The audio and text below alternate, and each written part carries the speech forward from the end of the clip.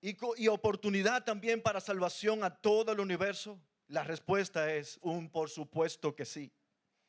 Nos anclaremos al Evangelio, haremos que brille tu Evangelio. Señor, ayúdanos, porque sabemos que esa luz tiene más trascendencia para esta vida y la venidera. En el día de hoy, al continuar con nuestro estudio de la primera carta a los Corintios, nosotros recordamos algunos problemas que ya el apóstol Pablo ha estado o trató con la iglesia en los capítulos que ya hemos estudiado. Recordamos aquellas situaciones de división en la iglesia de Corinto, inmoralidad sexual, etcétera, etcétera, etcétera. Y algo que sube de nivel ahora, otro problema, otra situación que surge en la iglesia de Corinto, Pablo lo trata, y es la incredulidad sobre la resurrección de entre los muertos. Así que en este capítulo 15, probablemente Pablo, respondiendo a otra serie de preguntas que los corintios hacían, esta vez acerca de la resurrección de los muertos, el apóstol corrige otro error doctrinal traído por los terroristas falsos maestros que estaban introduciendo falsas enseñanzas entre los creyentes, diciendo que no había tal cosa como la resurrección de los muertos. Probablemente se trataba de un dualismo filosófico griego que decía, y esto es lo que decía el dualismo filosófico griego y todavía lo sigue diciendo, que el cuerpo es malo y que el espíritu es bueno. El cuerpo no importa porque es malo, pero el espíritu es bueno y es lo importante a cultivar y a cuidar. Por tanto, la doctrina cristiana de la resurrección de los muertos era un absurdo, según los filósofos griegos, llevando a dudar algunos dentro de la iglesia de Corinto sobre esta vital enseñanza del Evangelio, viniendo a ser entonces este capítulo el más extenso en el que el apóstol Pablo explica el tema de la resurrección de los muertos. Así que el apóstol Pablo les presenta argumentos, no solamente teológicamente fuertes, de la seguridad de su salvación por el poder del Evangelio, sino también argumentos prácticos que resultarían, que tenían influencia, tenían que ver con ese error doctrinal y que por supuesto afectaban profundamente la vida práctica de la iglesia en su piedad y en su santidad, en cómo ellos vivían, cómo ellos podían agradar a Dios con sus vidas, sobre a base de qué. Y también, por tanto, su efectividad en la proclamación de la verdad del Evangelio de la gracia en el contexto pagano corintio en que ellos se encontraban. Como alguien diría, una vida equivocada siempre emana de una creencia equivocada. Una vida equivocada siempre viene de una creencia equivocada. Así que a la luz de este pasaje encontramos esta idea principal que Pablo quería transmitirle, quería dejarle a los creyentes corintios y también a nosotros hoy. Mis hermanos, la resurrección de Cristo es el centro del Evangelio y garantía para tu vida futura y la presente. Por tanto, ánclate por completo a ella, ánclate al Cristo resucitado. Y es por eso que hemos titulado este sermón Anclados al Cristo resucitado.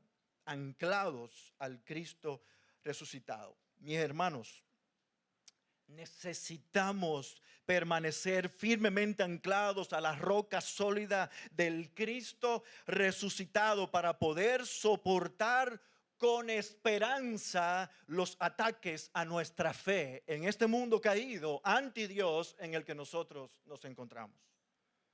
Y hay dos efectos que tienen lugar al anclarte al Cristo resucitado como parte inseparable del Evangelio. El primer efecto es este: se afirma tu fe en el Evangelio que ha sido revelado y confirmado por Dios. El apóstol Pablo tenía un afecto profundo por estos hermanos de Corinto.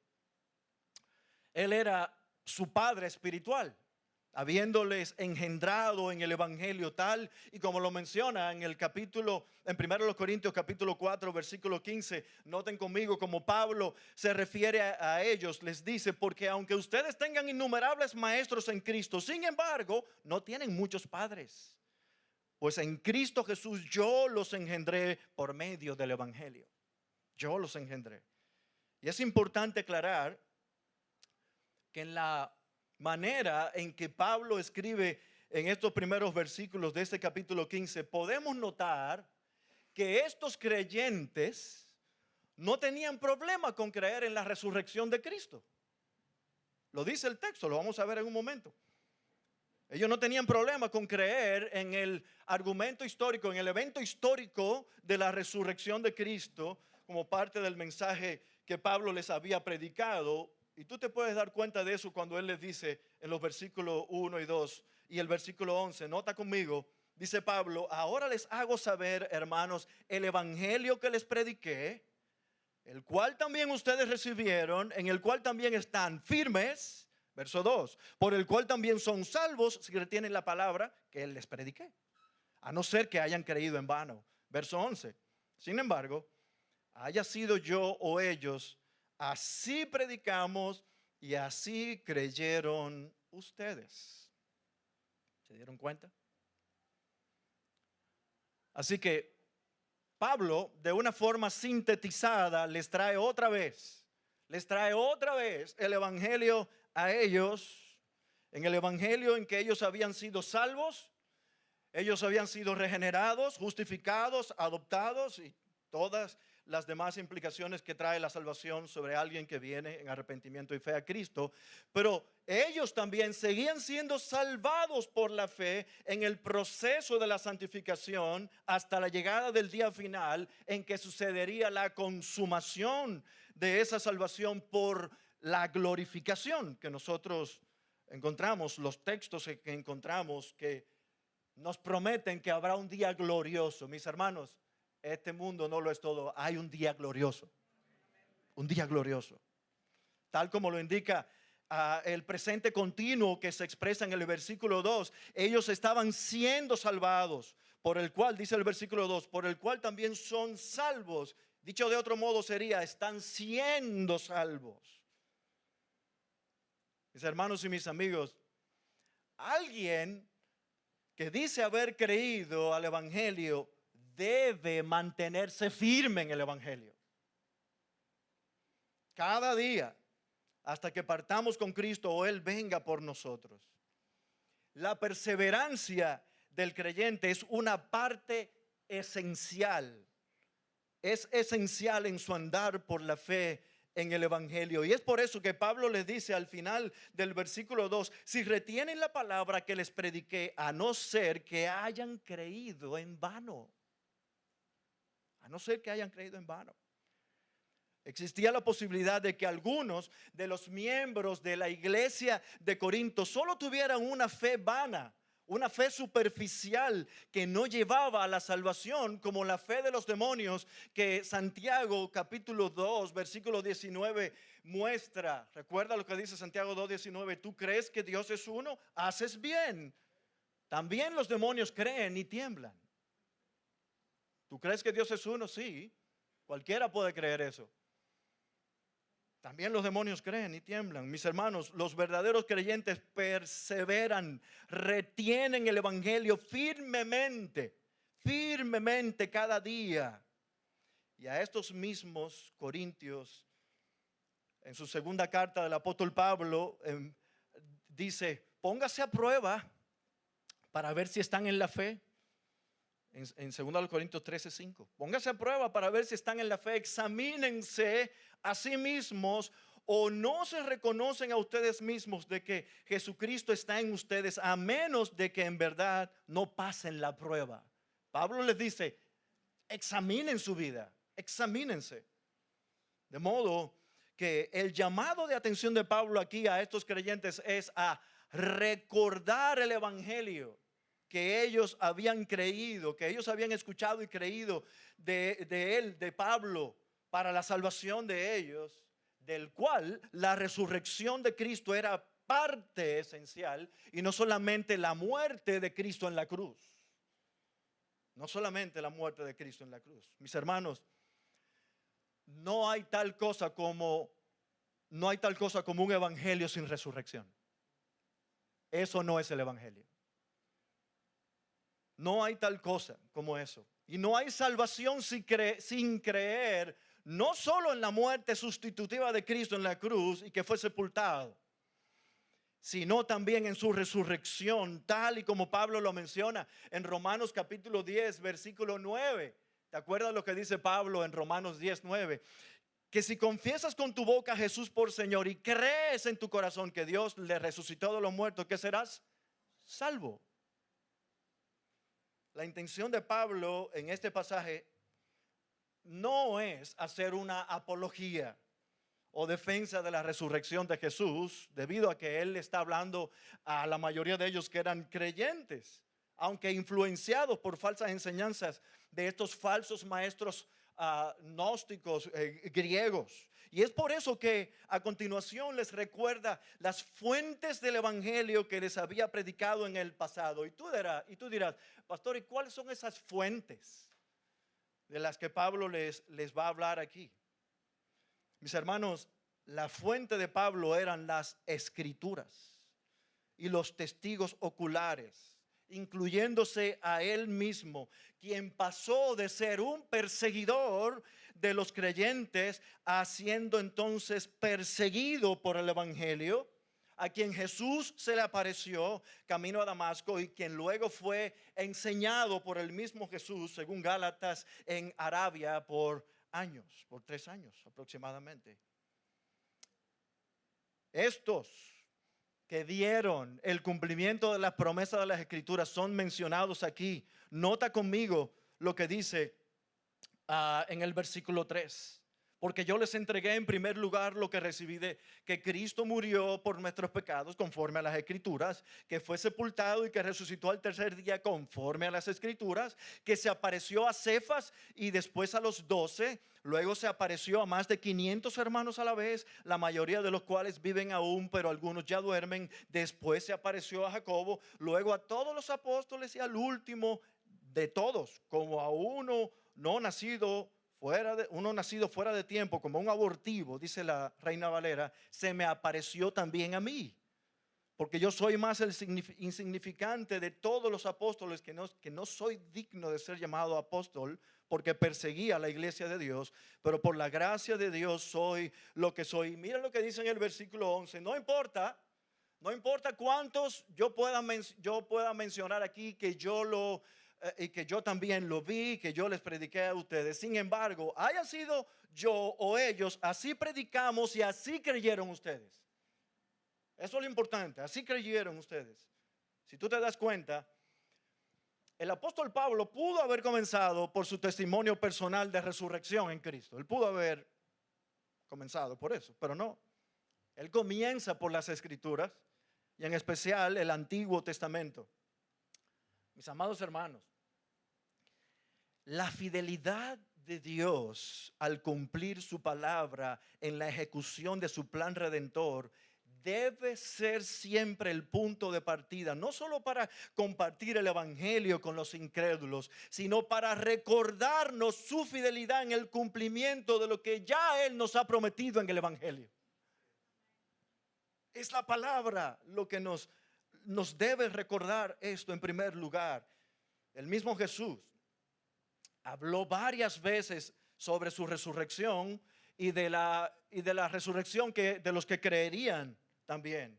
¿Tú recuerdas como lo que él dijo en Juan 12:19? Jesús les respondió: destruyan este templo y en 3 días lo levantaré. En Lucas 18:31 al 33 dice que tomó aparte a los 12 discípulos y Jesús les dijo: miren, subimos a Jerusalén y se cumplirán todas las cosas que están escritas por medio de los profetas acerca del Hijo del Hombre, pues será entregado a los gentiles y será objeto de burla, afrentado y escupido, y lo azotarán y después lo matarán y al tercer día resucitará. Otro evento, Otra declaración de Jesús en Juan 11, 25 y 26. Ante la tumba de Lázaro, ante una afligida Marta por la muerte de su hermano Lázaro, Jesús le dijo: yo soy la resurrección y la vida. El que cree en mí, aunque muera, vivirá. Y todo el que vive y cree en mí no morirá jamás. ¿Crees esto? ¿Crees esto, Marta? ¿Tú recuerdas en Lucas 24 la narración de los dos discípulos que iban camino a Emaús? Ellos iban discutiendo en el camino acerca de los acontecimientos que habían ocurrido hacía pocas horas. Y venían discutiendo por el camino y venían tristes y frustrados. Jesús se les aparece en el camino y caminando junto a ellos, les pregunta: ¿y qué ustedes están discutiendo entre ustedes? Y ellos le dicen: ¿y tú eres el único forastero de toda esta zona que tú no sabes lo que ocurrió? Y a ellos le dicen: Jesús Nazareno, varón de Dios, que a partir de su mensaje y de los milagros y todo lo que él mostró, fue crucificado y fue muerto y fue sepultado. Y hoy es el tercer día y no hemos visto el cumplimiento de lo que él dijo. Nosotros esperábamos que él era el que iba a restaurar a Israel y está muerto. ¿Te acuerdas las palabras de Jesús en el versículo 25, en Lucas 24, 25 al 27? Jesús les dice: oh insensatos y tardos de corazón para creer todo lo que los profetas han dicho. ¿No era necesario que el Cristo padeciera todas estas cosas y entrara en su gloria?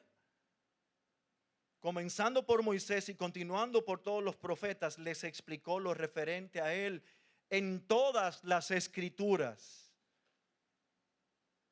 El mismo Jesús hizo referencia al testimonio de las escrituras del Antiguo Testamento, no solamente de su muerte, sino también de su resurrección. Él padecerá, el Mesías padecerá muerte, pero al tercer día se levantará de entre los muertos.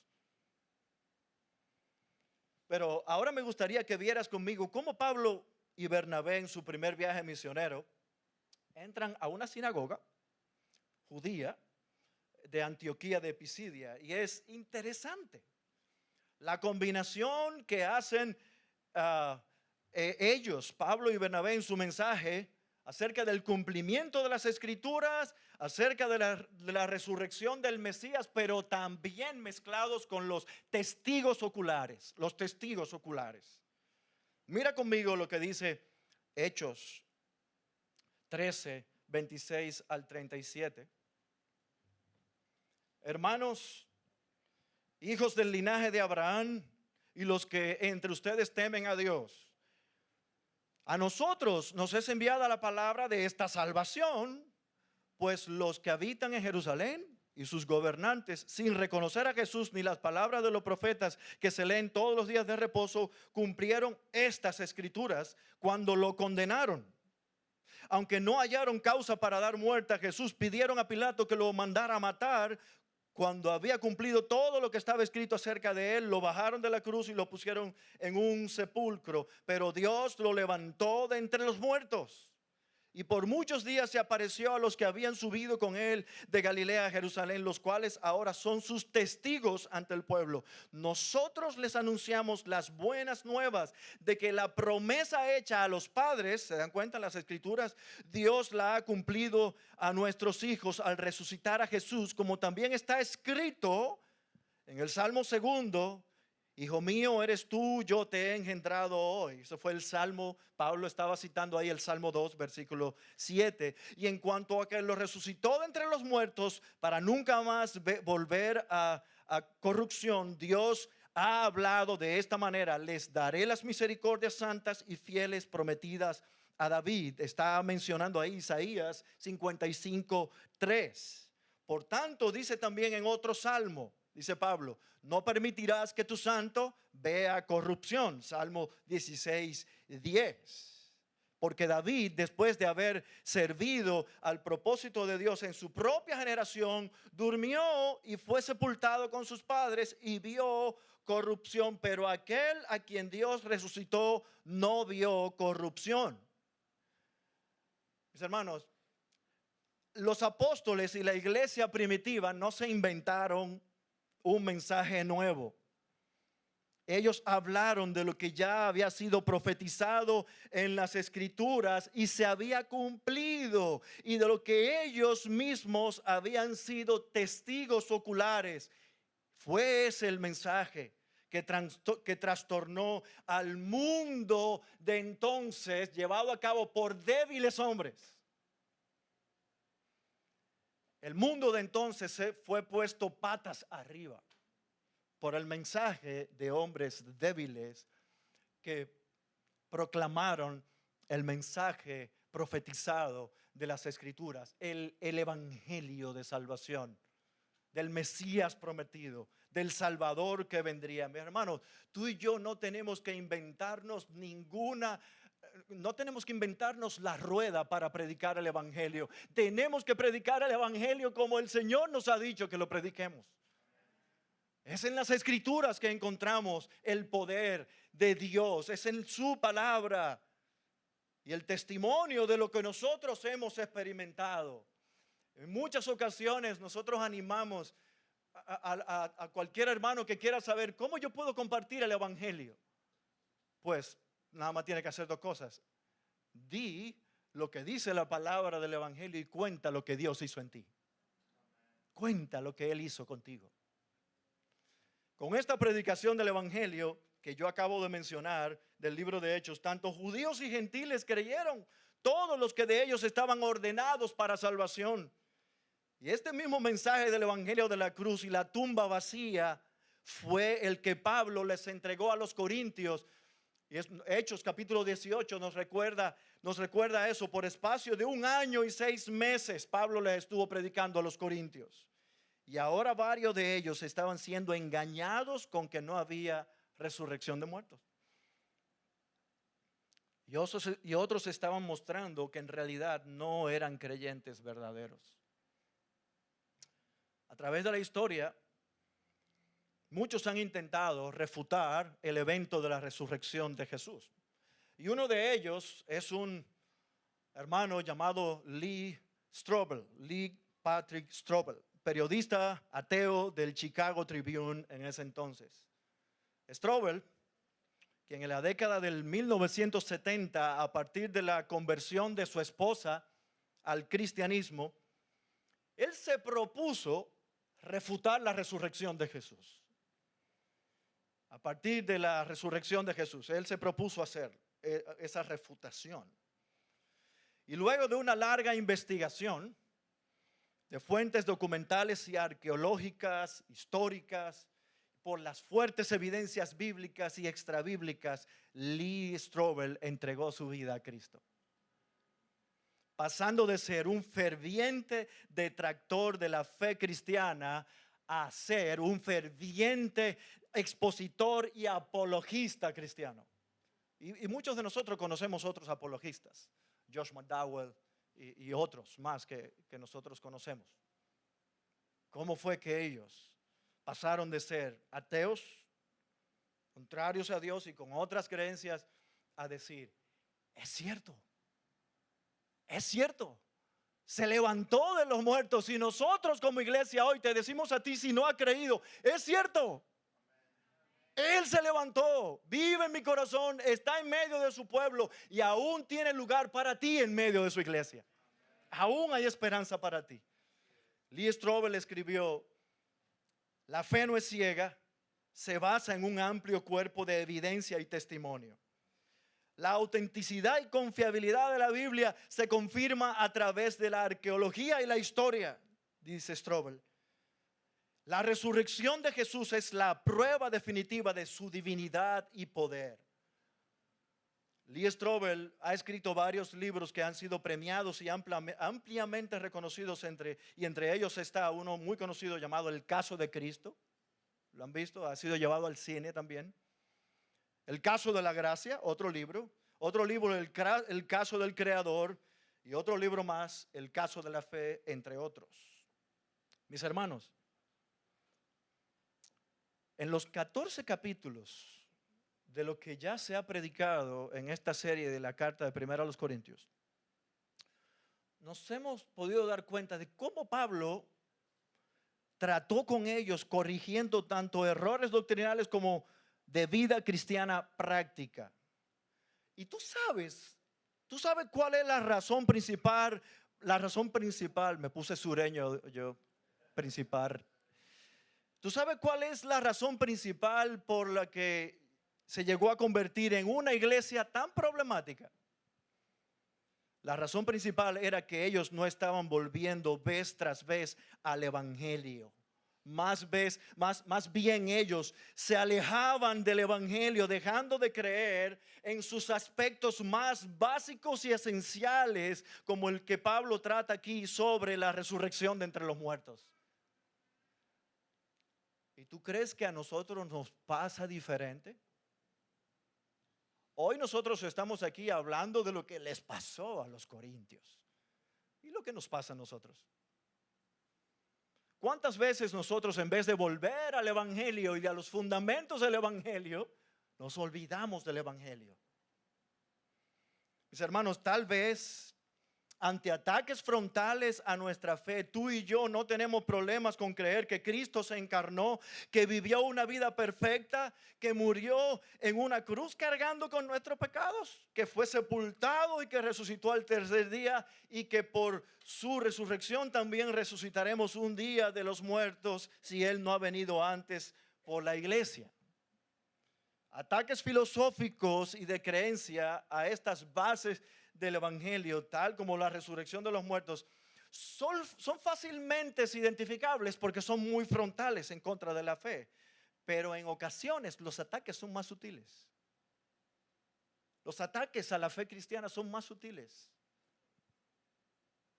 Déjame mencionar algunas áreas y situaciones de nuestra vida en que muchas veces somos atacados por filosofías mundanas y antievangélicas. En áreas como la soltería, el noviazgo, el matrimonio, la crianza de los hijos, el trabajo, el dinero, el entretenimiento, la política, etcétera, etcétera, etcétera, etcétera. Si no estamos volviendo, mis hermanos, de manera constante a las enseñanzas del evangelio, podemos llegar a ser arrastrados y confundidos. El pastor Tim Keller, en su libro El Dios Pródigo, que me encanta ese libro, menciona lo siguiente: el evangelio no solo es el ABC de la vida cristiana, sino es el A a la Z de la vida cristiana. El evangelio no es solamente algo que tú escuchaste y yo escuché el día que me convertí, es algo muy básico y ya yo estoy en un grupo, en un chat de teología de ICG, trayendo y hablando de temas profundos. Algunos hombres aquí empiezan a reírse porque traen unos temitas profundos de vez en cuando a ese chat.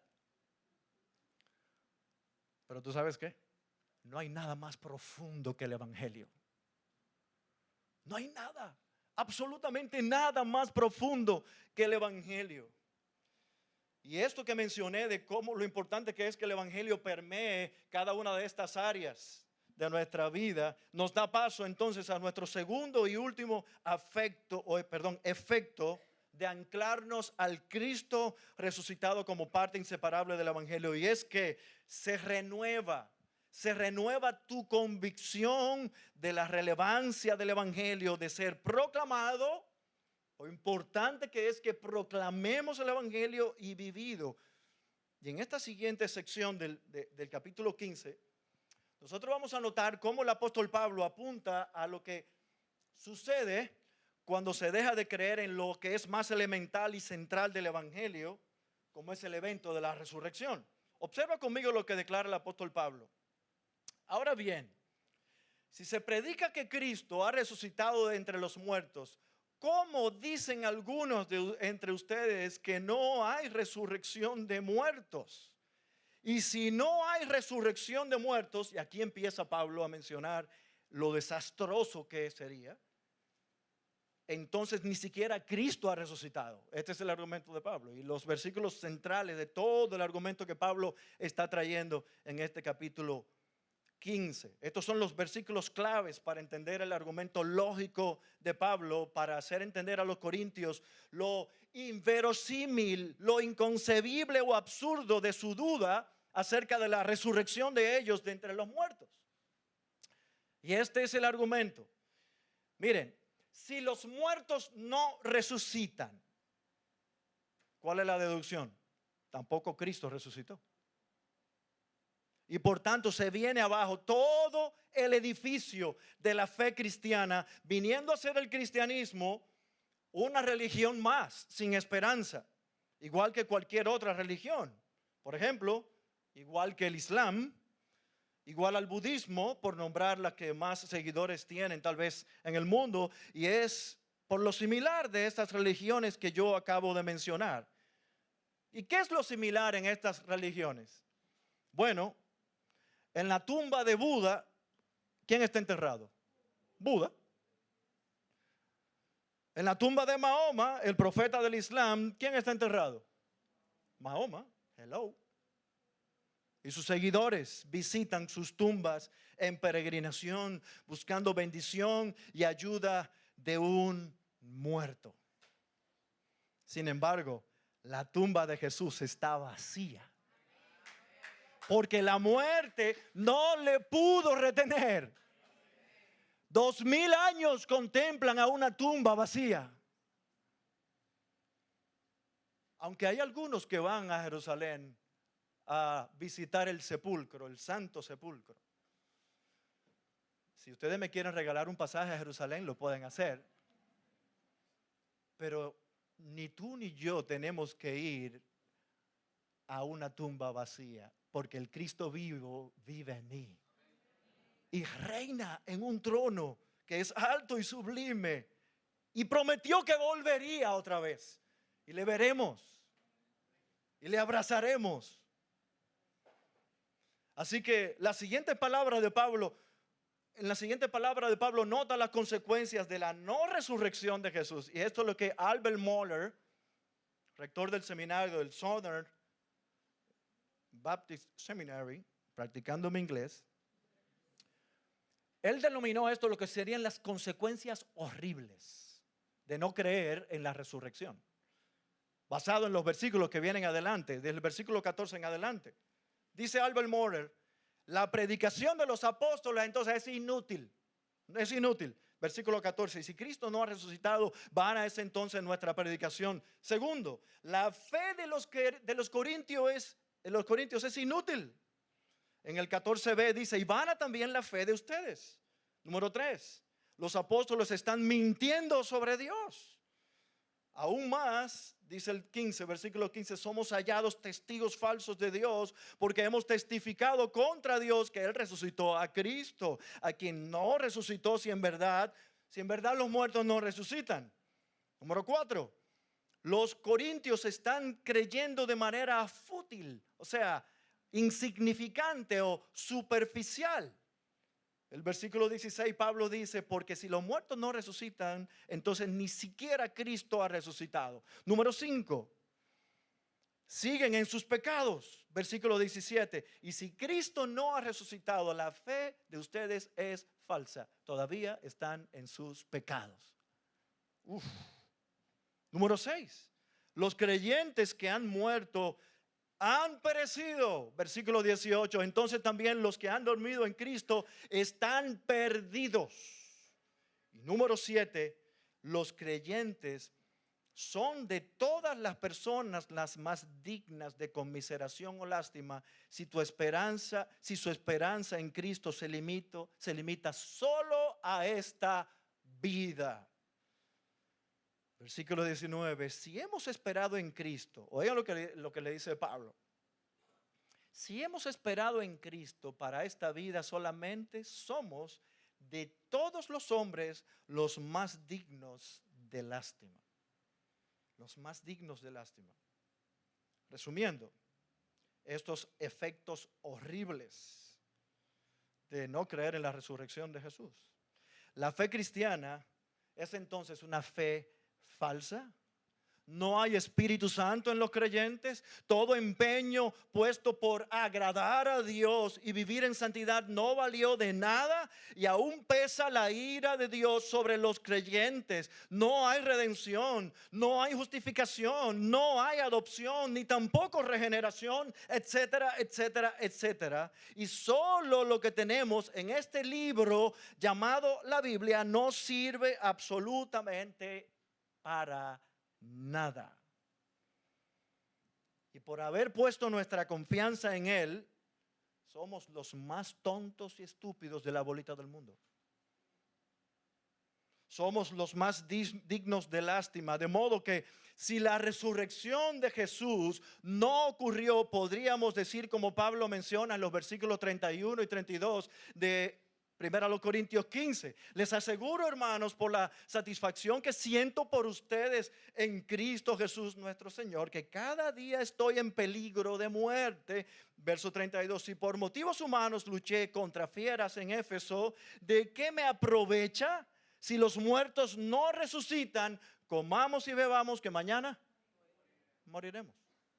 Si los muertos no resucitan, apaga la luz y vámonos. No hay nada que hacer.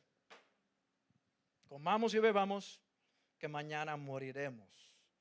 Qué fatalismo. Sin embargo, observa ahora lo que dice el versículo 20 al 22.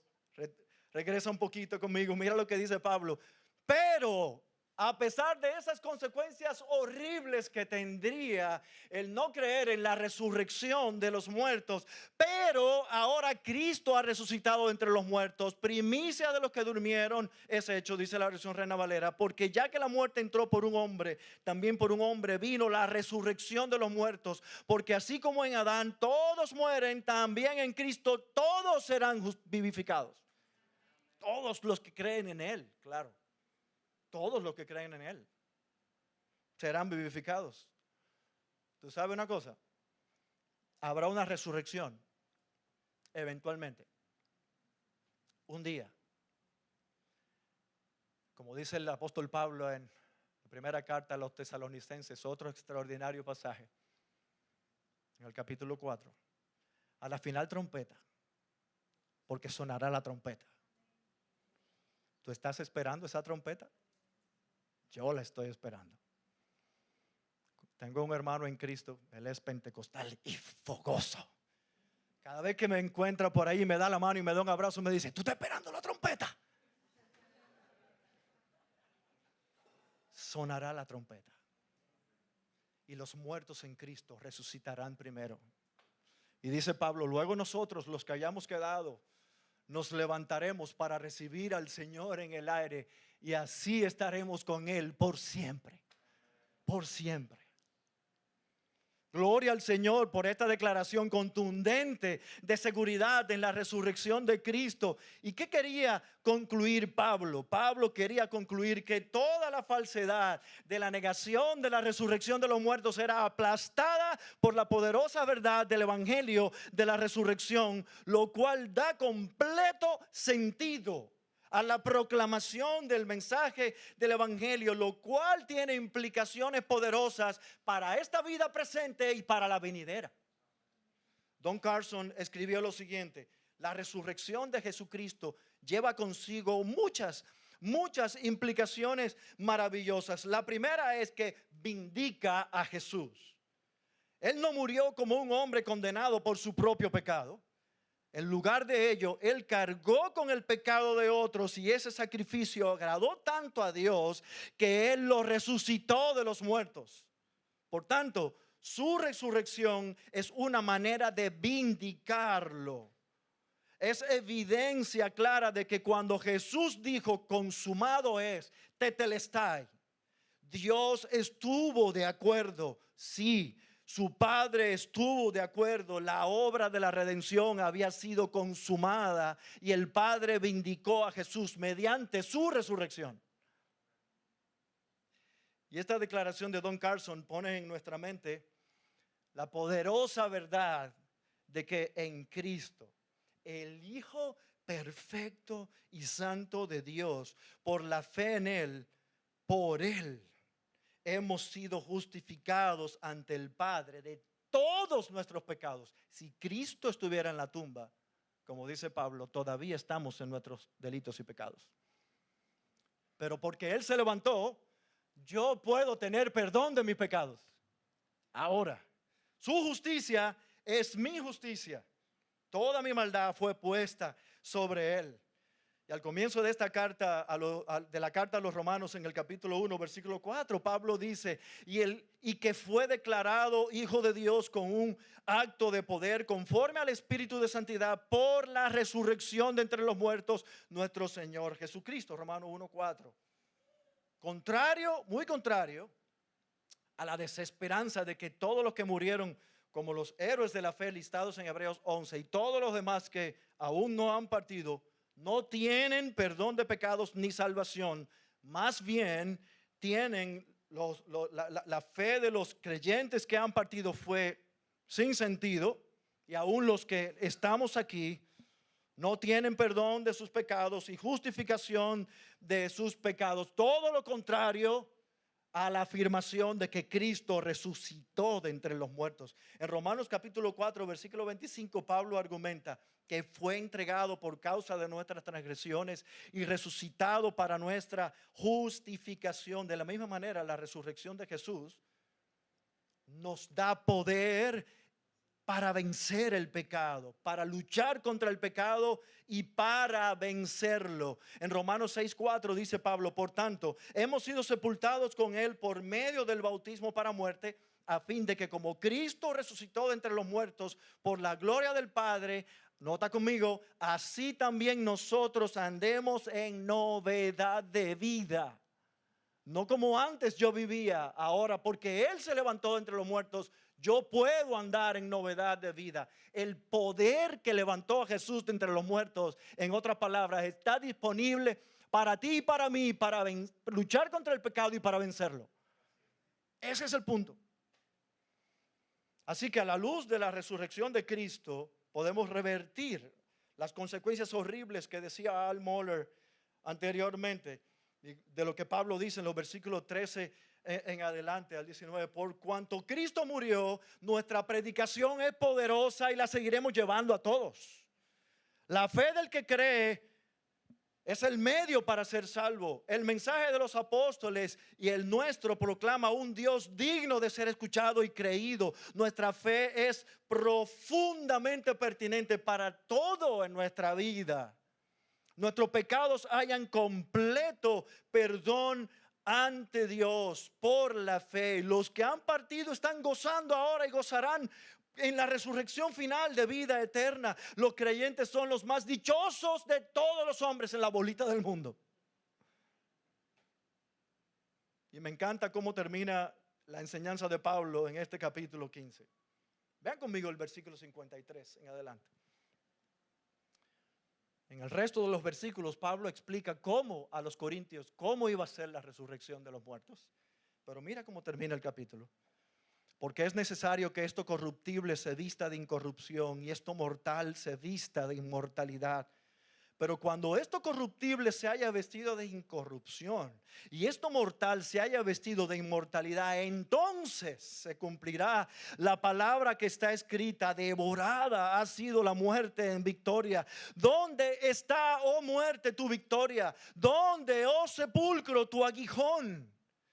El aguijón de la muerte es el pecado y el poder del pecado es la ley, pero a Dios gracias que nos da la victoria por medio de nuestro Señor Jesucristo. Por tanto, mis amados hermanos, observen estos versículos, este versículo. Por tanto, mis amados hermanos, estén firmes, constantes, abundando siempre en la obra del Señor, sabiendo que su trabajo en el Señor no es en vano.